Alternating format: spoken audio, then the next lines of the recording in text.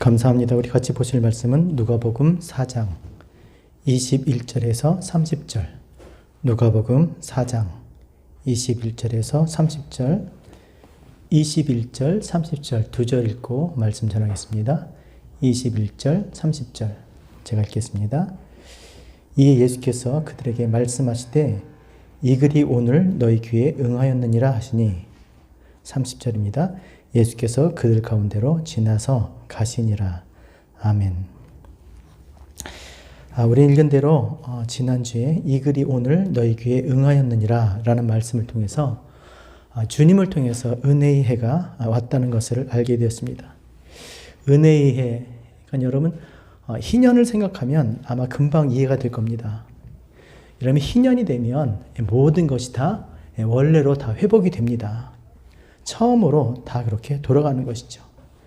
그러니까 잃은 사람도 또 가진 사람도 다 원래 처음 가졌던 그 상태로 돌아가는 겁니다. 그렇게 보면 우리가 살고 있는 이 땅에 또 여기 우리 미국에 희년이 있으면 어떨까? 되게 좋겠죠. 희년이 있으면 우리가 살다가 또 이민생활 우리가 하면서 얼마나 힘듭니까? 하지만 우리가 어떻게 해도 모든 것이 다 처음으로 돌아간다면 아마 소망이 생길 거예요. 정말 그렇게 요즘 말로 하면 리부팅이 되는 거죠. 다시 처음 그 상태로.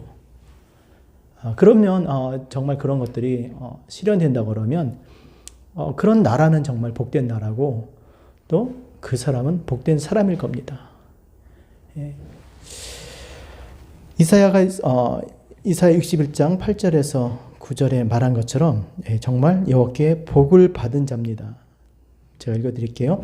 무릇 나 여호와는 정의를 사랑하며 불의의 강탈을 미워하며 성실히 그들에게 갚아주고 그들과 영원한 언약을 맺을 것이라. 그들의 자손을 문 나라 가운데 그들의 후손을 만민 가운데 알리리니 무릇 이를 보는 자가 그들은 여호와께 복을 받은 자손이라 인정하리라. 정의를 사랑하는 여호와께서 불의와 강탈을 미워하는 여호와께서 성실히 그들이 갚아주고 언약을 맺을 것이래요. 그러면 사랑하고 또 강탈을 미워하시고 또 그들이 갚아주시는 그 하나님께서 언약을 맺으면 그들은 그런 복된 사람이 된다라는 것이죠. 누가 봐도 복된 사람이 되는 것입니다. 그래서 희년이 7번째 안식 다음에 오는 것처럼 주님께서 오신 그때에 은혜가 시작되는 겁니다. 그리고 지금까지 계속 그 은혜가 계속되고 있죠. 그래서 지금은 보라 구원받을 만한 때요 은혜의 날이로다. 이것을 믿으시기 바랍니다. 제 아무리 악한 권세가 빼앗고 가두고 매고 그런다 할지라도 그리스도 예수 안에서는 자유케 되고 또 다시 회복될 줄로 믿습니다. 정말 그렇게 하셨고요. 또 그렇게 하실 것을 우리가 믿어야 됩니다.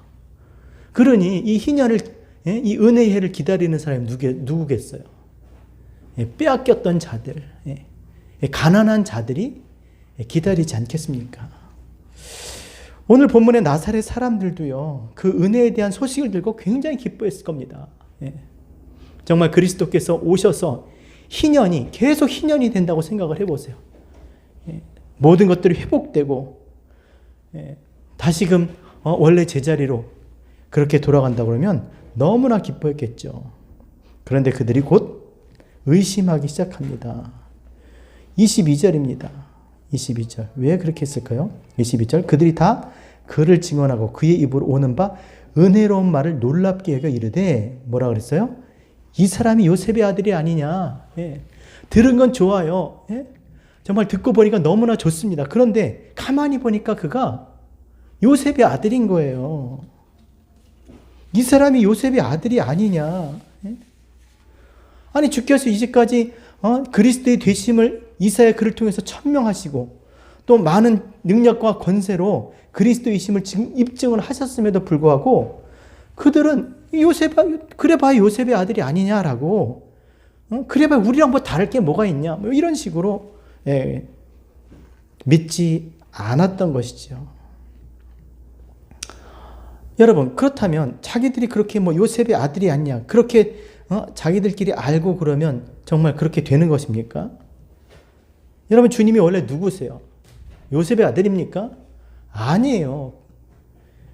그들 눈에는 그렇게 보이지만 원래 누구셨습니까? 하나님의 아들이셨어요.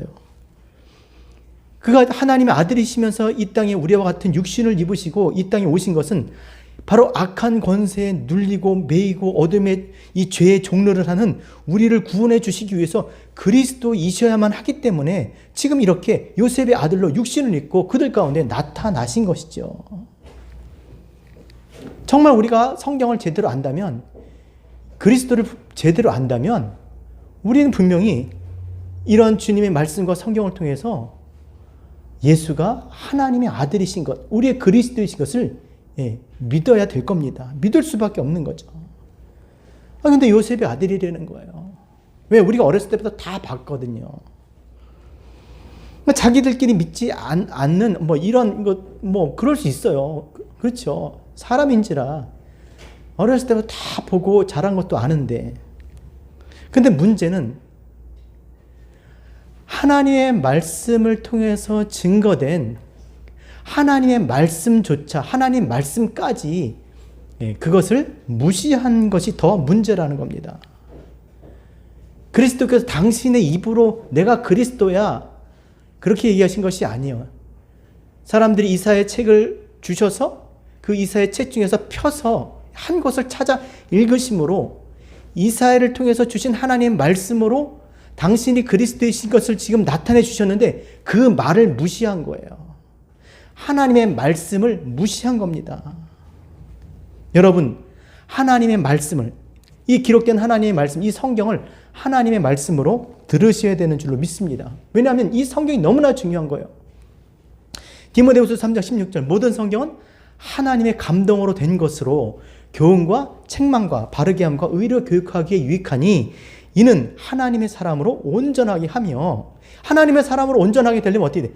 하나님의 말씀, 이 말씀을 읽어야 되는 거예요. 이 말씀을 믿어야 되는 거예요.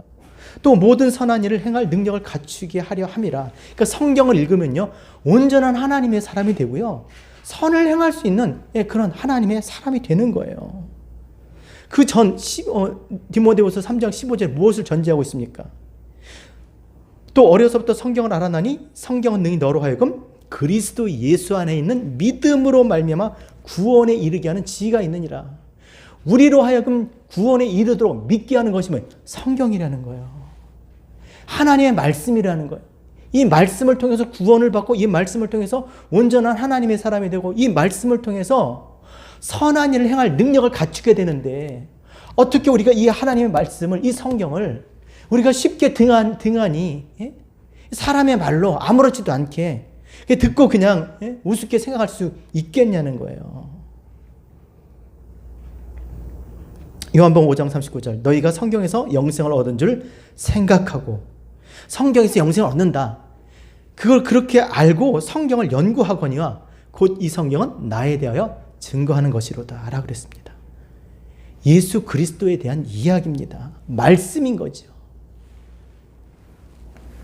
그러니까 우리가 성경을 읽을 때 읽으면 예수를 그리스도라고 우리가 고백하지 않을 수가 없다라는 거예요. 이 성경은 온통 그리스도에 대한 얘기고, 이 그리스도를 통해서 믿음이 생기는 거고, 믿음을 통해서 구원을 얻는 것이고 영원한 생명에 이르는 것이기 때문에 어찌 우리가 소홀히 그렇게 우리가 대할 수 있겠냐는 거예요. 하나님의 말씀에서 증거된 예수 그리스도를 그들이 믿지 않았어요. 자신들의 경험과 자신들의 생각이, 자신들이 이제까지 봤던 것이 그들의 믿음을 가로막은 것이죠. 그러면서 하는 말이 더 가관입니다. 23절. 자, 같이 읽겠습니다. 23절. 예수께서 그들에게 이르시되 너희가 반드시 의사야 너 자신을 고치라 하는 속담을 인용하여 내게 말하기를 우리가 들은 바 가버나움에서 행한 일을 내 고향 여기에서도 행하라 하리라. 그들이 그렇게 얘기했나 봐요. 지금 주님께서 지금 하시는 말씀이에요. 예수를 요셉의 아들이 아니냐 하면서, 네가 진짜 그리스도면 야, 의원이 자기 먼저 고치는 것처럼, 야, 네가 먼저 다른 데서 하지 말고 가버나움에서 했던 것처럼 여기서 한번 기적을 행해봐. 네가 정말 그리스도면 가버나움에서 했던 그 능력들을 우리에게 한번 보여줘봐. 그럼 우리가 믿을게. 라는 얘기를 하는 거예요. 이게 말이 안 되는 거예요. 여러분, 믿지 않는데, 그리스도로 믿지 않는데 어떻게 그리스도를 나타냅니까? 이게 말이 안 되는 거예요. 그리스도를 믿어야 내 믿음이 너를 구원하였느니라. 예? 믿어야 그리스도인 것이 나타나는 거예요. 믿지도 않으면서 해보려는 거죠. 그래서 하나님께서 히브리서 11장 6절 믿음 없이는 하나님을 기쁘시게 하지 못하나니 하나님께 나가는 자는 반드시 그가 계신 것과 자기를 찾는 자들에게 상 주시는 이심을 믿어야 할지니라 라고 말씀하는 거예요. 믿음 없이는 기쁘시기 못해. 믿음 없이는 상 받을 수가 없어요. 우리 믿는 자가 됩시다. 예? 왜 이런 행동을 하게? 믿음이 없어서 그런 거예요. 왜 믿음이 없습니까? 믿음은 들으면 그리스도의 말씀이 없어서 그래요. 그럼 생각해 보세요. 여러분, 이들이 유대인입니다. 어떻게 이들에게 하나님 말씀이 없을 수가 있겠어요? 그들은 성경을 잘 알고 있었을 겁니다. 분명히 개인 차는 있겠지만 하나님 말씀을 모르지는 않았을 거예요. 적어도 지금 우리보다 더 많은 하나님 말씀들을 더 잘 알고 있었을 겁니다. 그러니까 하나님 말씀을 모를 리가 없어요. 그런데 문제는 아까 말씀드린 이 말씀보다 요셉의 아들 아니냐. 우리가 어렸을 때 봤어. 자신들의 경험이, 선지식이, 그들의 생각이 자기들끼리의 어떤 그런 생각 같은 어떤 그런 공유된 생각이 크게 컸던 것이죠.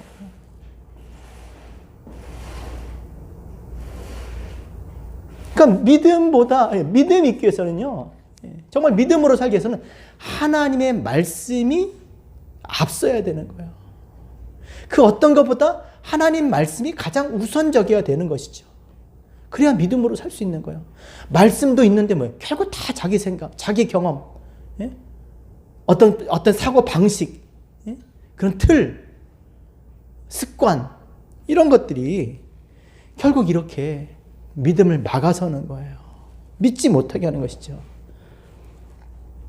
그래서 믿음이 있으려면 믿음을 주신 믿음의 주요 온전케 하시는 이인 예수를 바라봐야 돼요.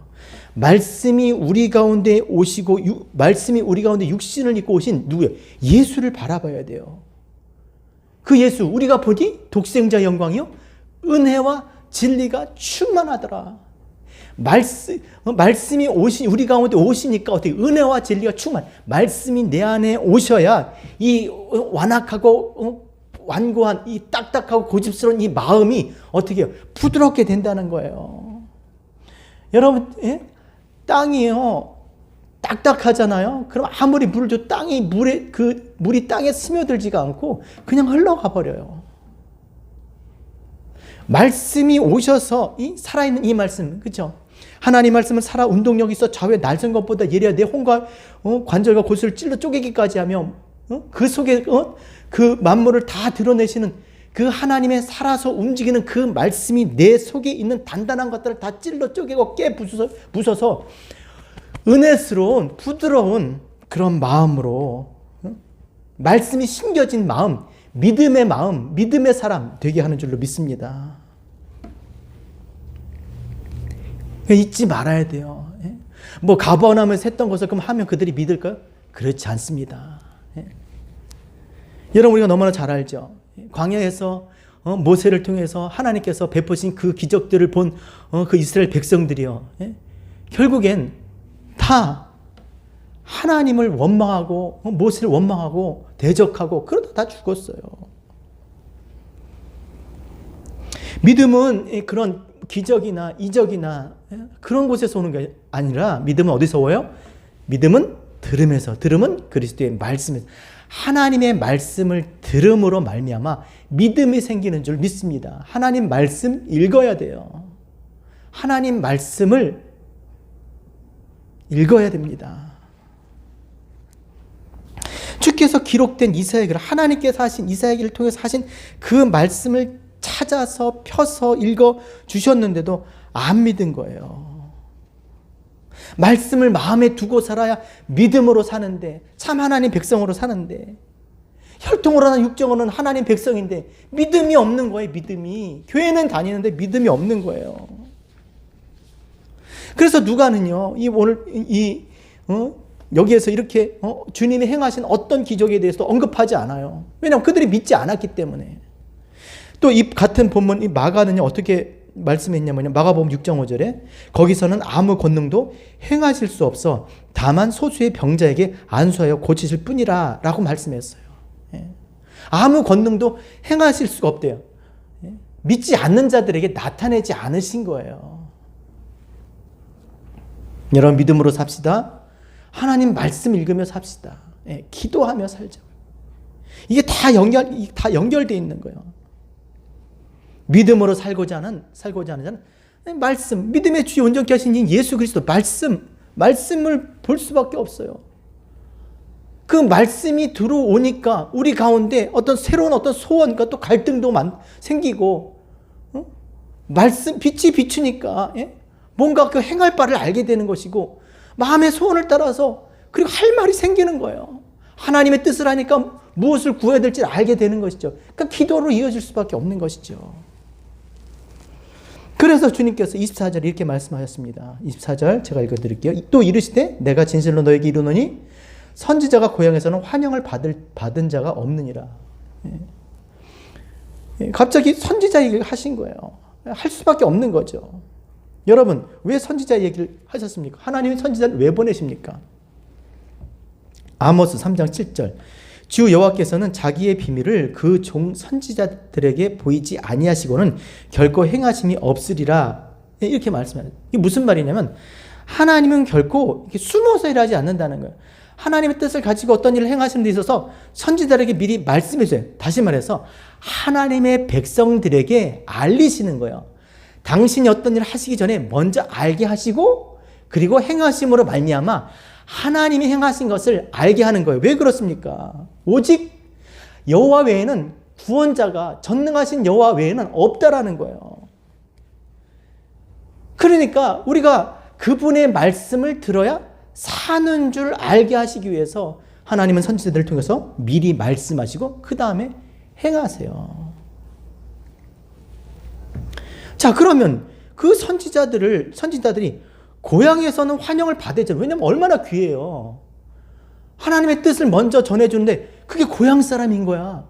그럼 얼마나 자랑스럽습니까? 정말 플랜카드 걸고 축 환영 뭐 이렇게 하지는 못한만정 어떻게 해요? 환영하지 않는다는 거예요. 왜 그렇습니까?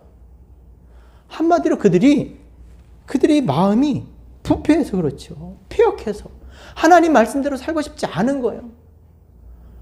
그러니까 듣기 싫은 거죠. 예. 안 그렇겠어요, 여러분? 하나님의 말씀대로 살고자 하는 자들이 하나님의 뜻을 구하고 기도하는 거지, 선지자들에게 나가는 거지, 성경을 보는 거죠. 자기 뜻대로 살고자 하는 자는 괜히 알면 부담스러워, 힘들어. 그렇죠? 뭐 가중처벌 받는 것 같아요, 그렇죠? 차라리 몰랐으면 안 돼. 알고 그러면 더 힘들잖아요. 그러니까 환영하지 않는 것이죠. 이사야 30장 9절 10절 말씀 같은 거죠. 대저 이는 폐역한 백성이여 거짓말하는 자식들이여 여호와의 법을 듣기 싫어하는 자식들이라. 그들이 선견자들에게 이르기를 선견하지 말라. 선지자들에게 이르기를 우리에게 바른 것을 보이지 말라. 우리에게 부드러운 말을 하라. 거짓된 것을 봐. 이런 데는 거예요. 제 말이 딱 맞잖아요. 마음이 폐역하니까 거짓말하고 하나님의 법을 듣기 싫어하는 그런 자식들. 그러니까 말하지 말라는 거예요. 하나님 뜻을 말하지 말라는 거예요. 그러면서 부드러운 말하라.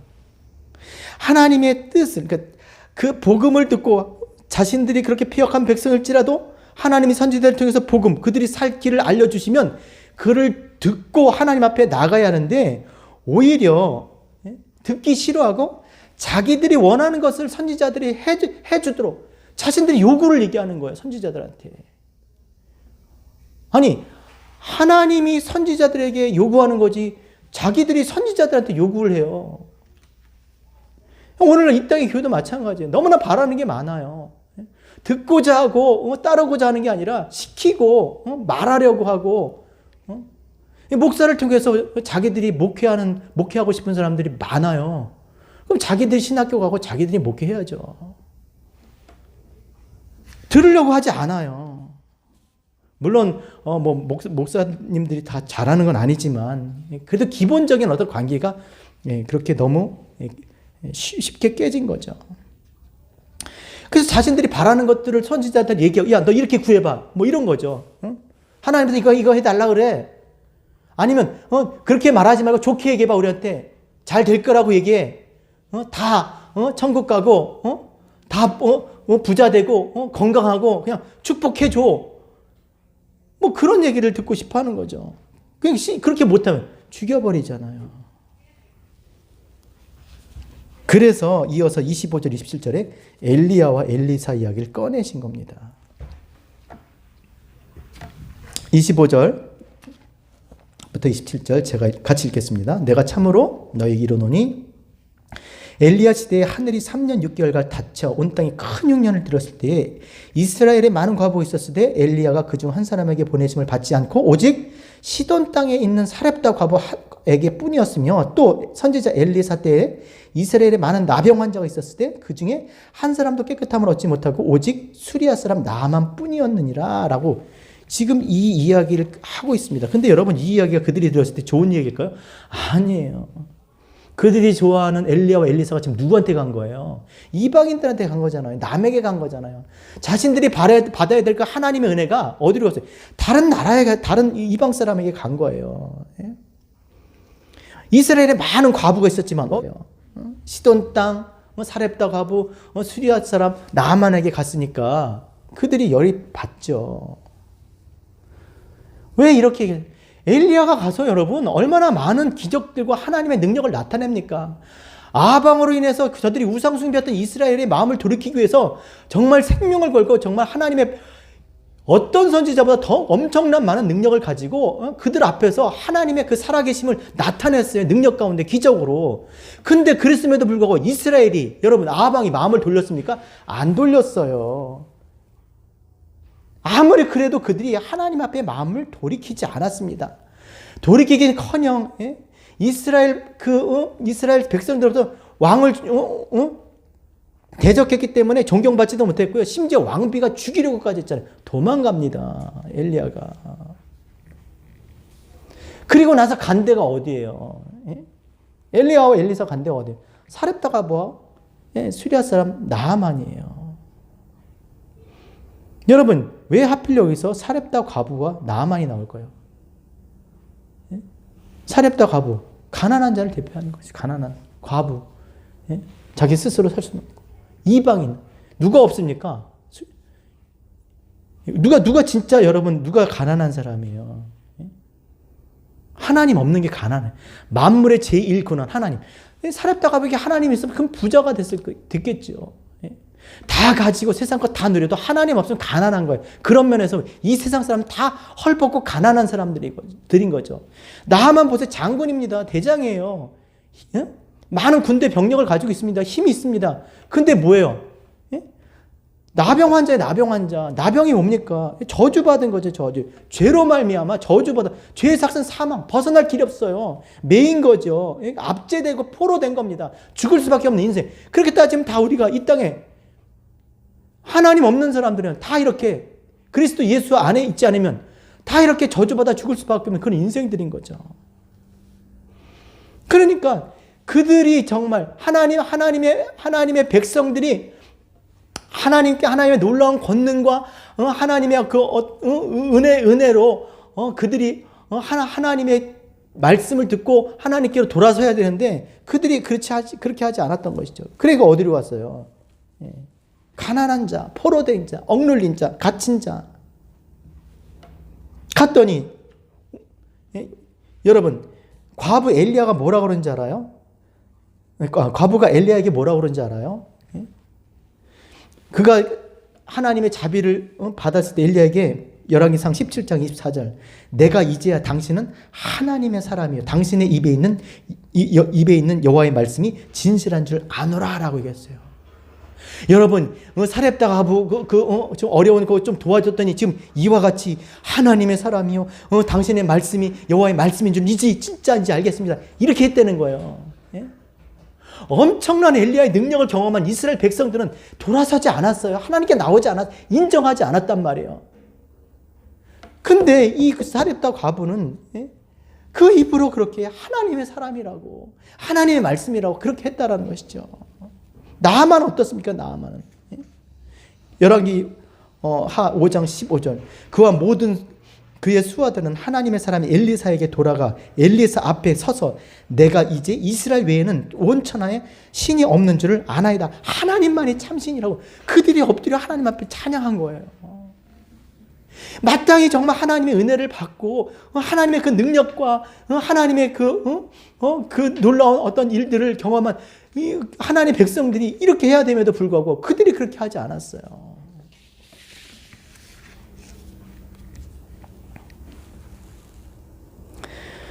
아무리 하나님의 백성일지라도 받아들이지 않으면 예수가 그리스도라고 잘 알면 뭐예요?